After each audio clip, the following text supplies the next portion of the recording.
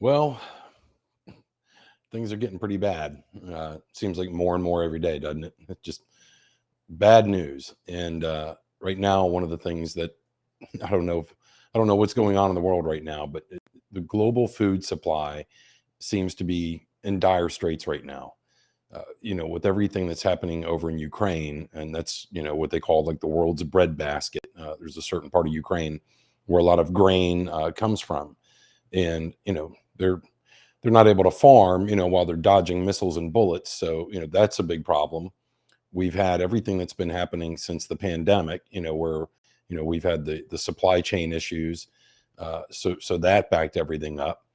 If you've been buying things from the grocery store, you're seeing lots of empty shelves, and it's not getting better. You know, we were supposed to work through a lot of these things. Things were going to get fixed, and now we have a new crisis. So now we have a bird flu that's thrust upon us. So we, had to deal with the pandemic for now 2 years, and now birds have their own pandemic. So just a few months ago, there's been I guess a global avian flu, and today China announced that they have their first human you know, uh, case with somebody who's got the H3N8 avian flu. So is this round two? Is this more something we've got to worry about globally? As far as a health issue, because just this bird flu in the last couple of weeks has killed millions of birds. This also includes birds for production, so chicken, eggs, things like that. And now eggs have gone up 52% in price. So we have inflation. We've had the pandemic. We've had these supply chain issues. Farmers aren't farming. They're being subsidized by the government not to farm. We've got a war in Ukraine. Like, is there a light at the end of the tunnel for anything? It seems like we're just being, you know, constantly lobbed at us, one crisis after another. Soaring gas prices. We've talked about all this before, and nothing is getting better. It just seems like every week there's a new crisis, manufactured, not manufactured, stupidity, ignorance. I don't know what's causing these things, but they're here. And you know, I like to try to solve problems. I like to try to figure out, well, what can we do to get out of these things? I'm surprised we don't have, more people tackling these issues, because it certainly doesn't seem like we do when we have all these think tanks and, all these politicians that this is what they're supposed to be doing. This is their job. But it seems like you and we're the ones that are solving all the problems. So anyway, this is just getting more and more ridiculous and absurd. And this is not a prosperous or healthy way to live, when all we're focused on is, what did this politician say, about Trump, what's going on at the border. This is all nonsense. None of this matters. This whole border crisis thing, that's garbage. Okay. Do you want these jobs that these people are coming to take? You want to go work in a strawberry field? You want to go, are these the things that you want to do? You want to go be a dishwasher or a busboy? Are they taking your job? Like, none of that garbage matters, but that's what the news is feeding you. Is that 24/7 Ukraine, what's going on with Disney and Florida and DeSantis and critical race theory and don't say gay. Like, it's all garbage. It's all nonsense. So we don't have to tackle these other things. It's like when you were a kid, and your mom would be like, because you remember, like, when you didn't do your homework, and then your mom would yell up and be like, hey, you got chores to do. Well, I'm doing my homework. Like, we have an excuse for everything to get out of doing something else. So instead of tackling these major, crises, like food and highways and infrastructure and, bridges falling apart, it's just everything's out of control. And so the politicians want us to focus on all this other nonsense, not realizing, to where we're not realizing of all these other things that are happening, where, like, oh, why aren't the short shelves being replenished? It's been months, almost years, where we don't have toilet paper and paper towels. So what's going on? Because I do a lot of my shopping through Instacart or Amazon Prime, And even on Amazon Prime, things that you could have found any day, no matter what, out of stock, out of stock, out of stock, out of stock, it's just getting ridiculous. And now it's happening at Kroger, Publix, a lot of places. Just simple, trivial little things that you used to buy on a regular basis without ever having any issue, out of stock, out of stock. So, what's a pragmatic way to fix this for yourself in the immediate future? Like, what can you do now, you know, without becoming one of these preppers? Right? I'm not telling you to start, putting, gallons of water in your basement or anything like that. Most people don't even have any resources to store any of this stuff. People that live in apartments or things like that, or a small house that don't have a root cellar or a basement or, places to store, and start hoarding food. And that's not the answer either. But what can you do in a simpler, how if something happens, that I don't run out of food or necessities? And one of the things I've kind of always done all my life is if I'm like buying cans of soup, okay, if I'm going to buy 4, I order 6. And I put the, 2, I set 2 aside. I know I'm going to use these 4 over the next few weeks, but these 2 I'm going to set aside for like an emergency.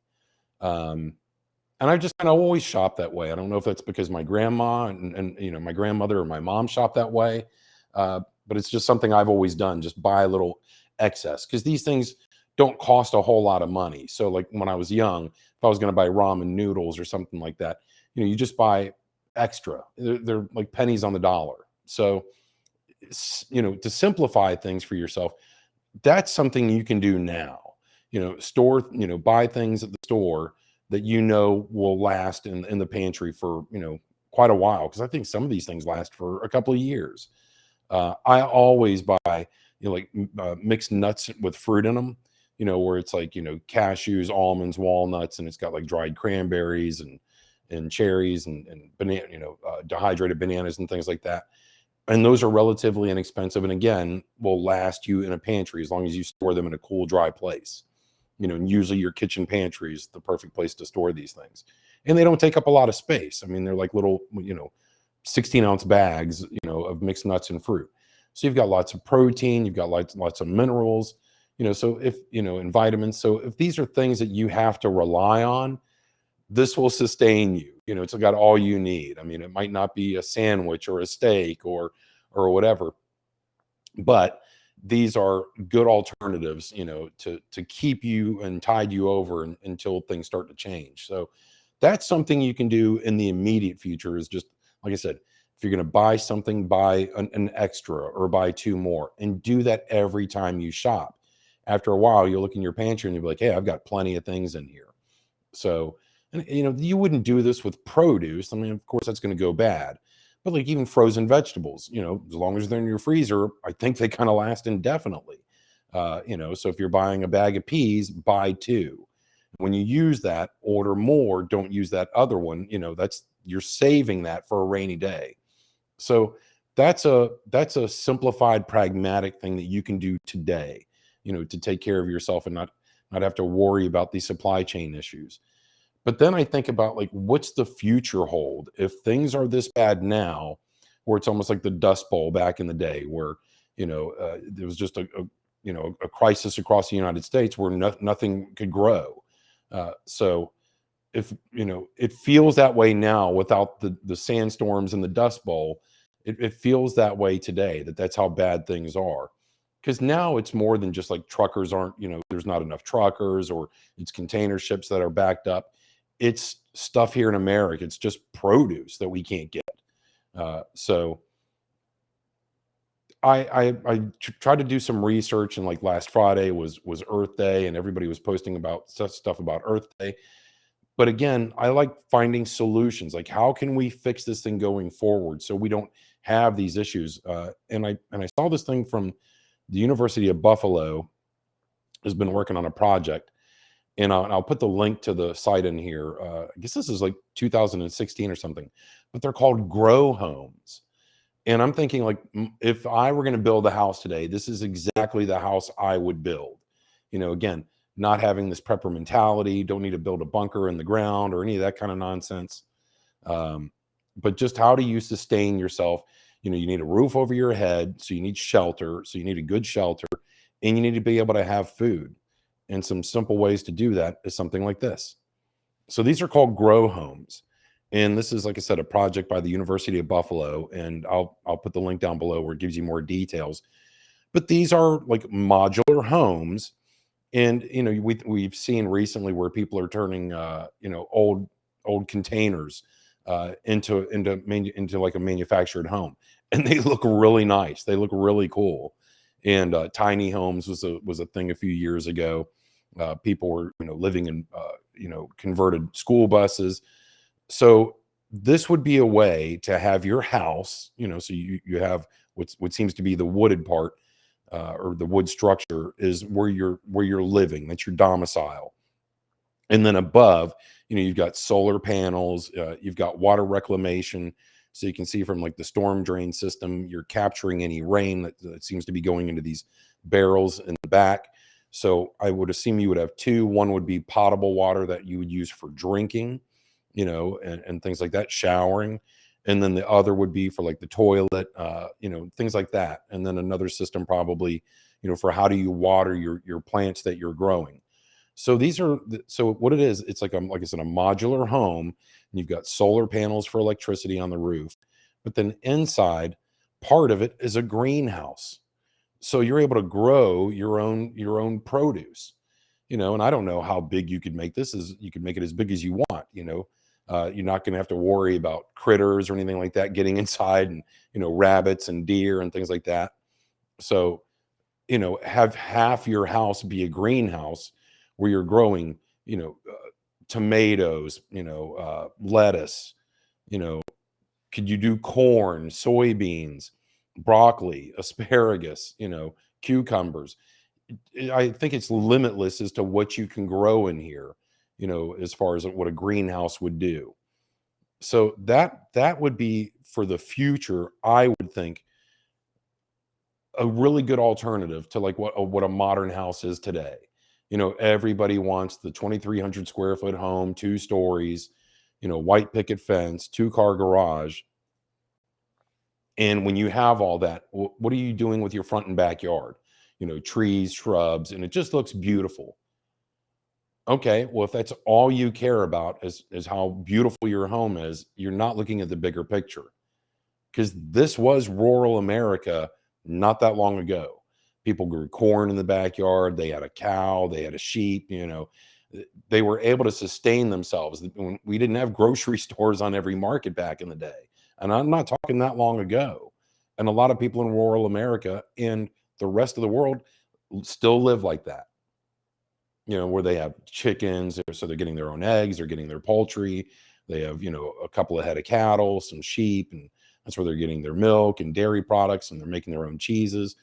So, but then you don't want to go to the far extreme where every home is now a hippie commune. But if you're going to build a house, and the whole thing about your house is just to provide you safety and a structure, why does it need to look like all these, cookie cutter homes that everybody's manufacturing today? Why is not every new home builder figuring out a way to like, hey, we're going to put on into this in our design feature, or design plans, a greenhouse, water reclamation. So you're getting in that storm water. You shouldn't have to, after you buy your house that's just been built in 2022, go out and get, these rain barrels and all these things. This should be put into the plans. Every new home should be built like this. That should be code. It should be painted with a white roof, right? So it reflects the sun. So it doesn't have a dark roof where it's absorbing the sun and heating up your home in the summertime. Now you've got to run the AC 24/7. Like, it's just a waste of energy, waste of time, waste of resources. We know all these things work. Science proves these things work. Why aren't we doing this? What are we waiting for? Oh, I'll do this when I know we're getting close to the end. Good luck. If you've watched even one season of The Walking Dead, the people that thought like that died in episode 1, 5 minutes into the show. The people that survived were the ones that planned ahead instead of acting out of necessity or emergency. So you're going to be proactive or reactive. And when I saw this thing on these grow homes, I thought that's the way that every new house should be built. Oh, but I want a swimming pool and a jacuzzi and yeah, whatever. Do you want to live or do you want to die? So this is this is what I would suggest, something like this, or something added on to your current home. What could you do? What could they do in cities and apartment buildings? I know that there's these community gardens and these community, things that they're building in New York City and Chicago and all that, but when it comes down to bare necessity, and if there's a major crisis, are the people in your community going to share that food with you? Probably not. You'll be killing each other for it. Versus if you have your own, what can you do? So that would be, I think, a long-term solution that we should start working on right now. Because this is how a lot of European countries still live. Places like Italy and the Netherlands and Germany, especially in rural areas, even here in America, like I said, where they just. And when I was a kid growing up here in Franklin, Tennessee, we lived on a 1 acre plot of land, and in our backyard, my mom grew silver queen corn, and tomatoes and cucumbers and little simple things like that. So even just starting at that, and on the front porch, I think we had herbs, growing in little flower baskets that hung over the railing on the front porch. So just simply something like that.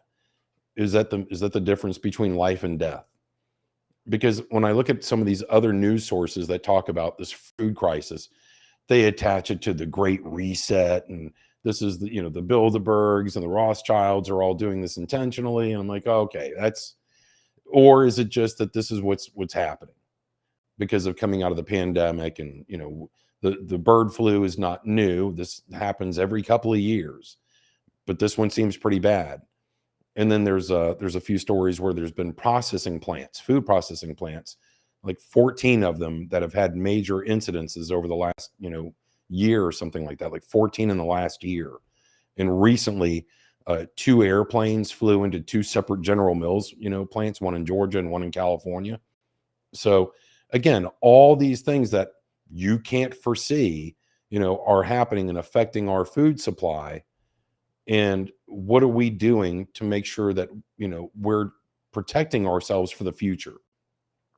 Because when the pandemic started, the whole thing is we were out of masks, we were out of, stuff for the first responders, gowns, gloves, the whole 9 yards, because we'd given away our stockpile.